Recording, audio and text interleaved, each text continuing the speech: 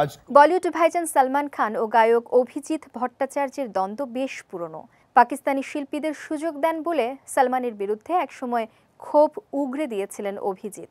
বলিউড ভাইজানের জন্য আর কোনো দিন গাইবেন না, এমন কথাও জানিয়েছিলেন তিনি। তবে এবার ভারতীয় সংবাদ মাধ্যমকে দেওয়া এক সাক্ষাৎকারে তিনি জানিয়েছেন, সালমানের জন্য আবার গাইতে পারেন তিনি, তবে এর জন্য দিয়েছেন এক শর্ত। ভারতীয় সংবাদ মাধ্যম পিঙ্ক ভিলাকে দেওয়া ওই সাক্ষাৎকারে অভিজিতের কাছে প্রশ্ন রাখা হয়, সালমানের জন্য কি আর কোনো দিন গাইবেন তিনি?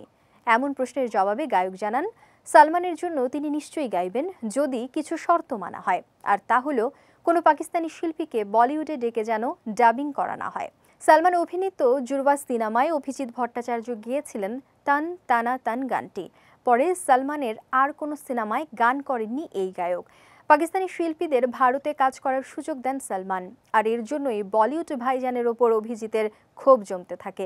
একসময় সালমান তার সিনেমায় অরিজিৎ সিং এর বদলে যখন পাকিস্তানি গায়ক রাহাত ফাতে আলী খানকে দিয়ে গান করান, তখনও সমালোচনা করেছিলেন অভিজিৎ ভট্টাচার্য।